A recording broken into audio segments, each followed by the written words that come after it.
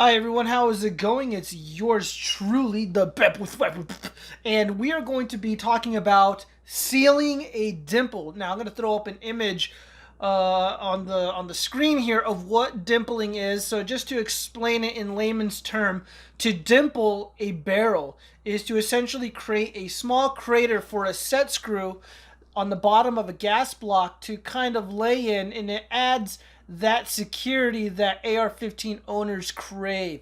They absolutely love these types of features. A lot of barrel manufacturers or barrel makers, they don't like to put dimples on their barrels.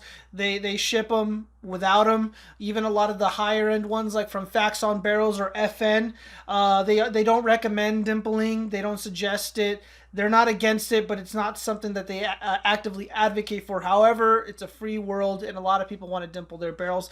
This video is not about dimpling itself. There's plenty of videos on the internet regarding that. However, I have a professionally dimpled barrel here.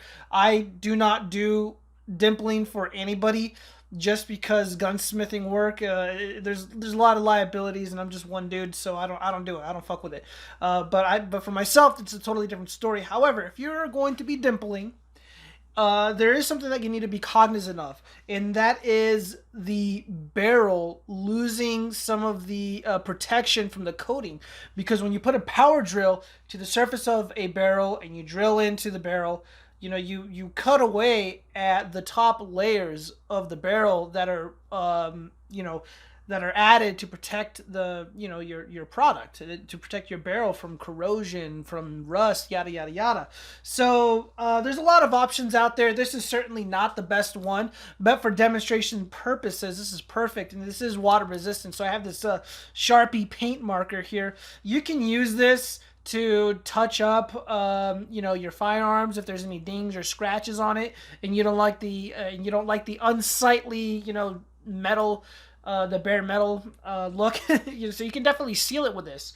I think this is absolutely this is totally usable for the most part, especially for just home defense rifles. You want that added protection, you want that water resistance, that moisture resistance. This is what you're gonna want. This isn't the only one on the market. I don't even think this is the best one on the market. There's Super Black. There's quite a few options out there, guys. There's quite a few options out there. Guys like me can talk about paint for days. I'm not here to bore you. I'm here to teach you, just to show you what you can do yourself. So when and this applies to, again, painting cars. So if you have car that's bare metal, it's going to be susceptible to rusting because it's not sealed. There's no primer to seal the bare metal. There's no paint. There's no clear coat to protect the surface of the car. And again, if you dimple a barrel, you drill into it, and there's a small crater anywhere on the barrel, and you don't seal it, well, you might have problems down the road. Some manufacturers, some barrel makers, or not barrel makers, but gun makers who ship out these guns with their own, with an aftermarket barrel, sometimes they do dimple them, and sometimes they do treat them. But in the event that you do it yourself, this is what you're going to want to do. You're going to need ballistol. I like to use ballistol to clean my gun shit. You can use hoppies, you can use whatever, but for this video I used ballistol. You're going to use prep wipes. I love using these prep wipes. So before you paint any surface on a vehicle, more specifically, or on a firearm, because they're basically made out of the same materials, you're going to want to prep the surface. You're going to want to use a microfiber cloth or a tack cloth to remove any dust or debris from the surface, and then you're going to hit it with the prep wipes. Give it a minute or two to dry up, and then we're going to hit it with the Super Black. So just to give you a peek as to what I'm going to be doing, I got to be extra careful because I don't want to bang up the optic here. This should be fine right here. So essentially right here where I'm pointing at, there is a dimple. Let me go ahead and rise that up. So we're going to go ahead and seal that. I already hit this barrel with some ballistol, and I let it sit for just a couple minutes, and then I went ahead and wiped it down. And now we're going to go ahead and hit this with the, you know what, I bet I can secure this a little bit easier. Oh, yeah.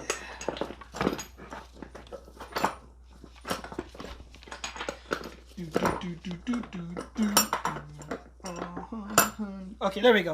All right, so right here, this is the area that we're really going to be painting. Well, really not the area, but just the dimple right there. I want to seal that sucker.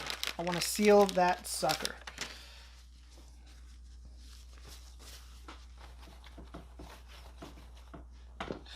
Now it's going to be a little difficult to get into the little hole there, so you can use a like a Q-tip, the end of a Q-tip, or maybe the end of an Allen wrench to really press into the dimple.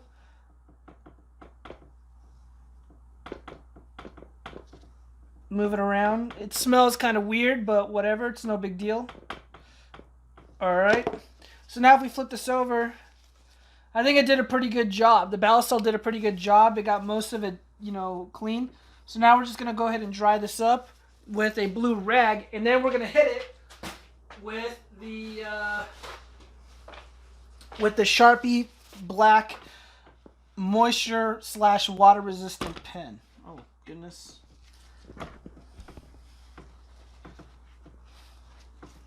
Same thing. I'm going to use the Allen wrench or my hex key to really dry this thing up, man. You got to have the surface dry. You got to have the surface cleaner. This is all going to be for nothing, man. I've seen people spend a lot of money on paint, and then they go and paint a vehicle, they go and paint their gun, they go and paint, a panel or something, and the job just looks like shit because they didn't do the prep work. Prep work is key. Doesn't matter if you're painting a house, painting a car, painting a gun, painting, some panel of a computer or whatever. It doesn't matter what it is. If you don't do your prep, you're gonna get a bad result.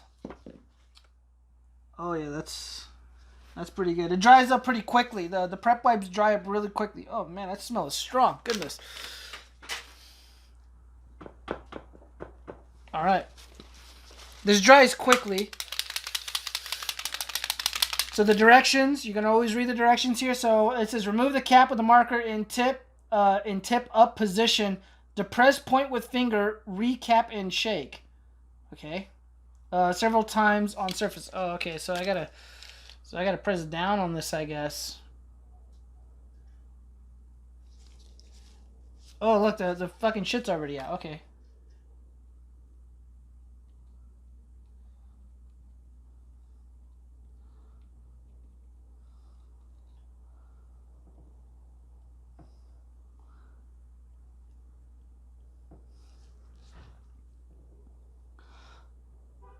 Well, that was easy.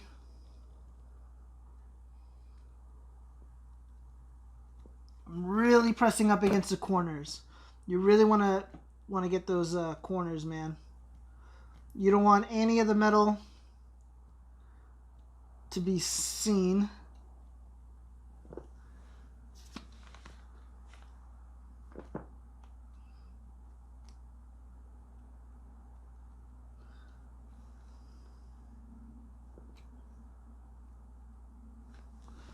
All right, and she's good.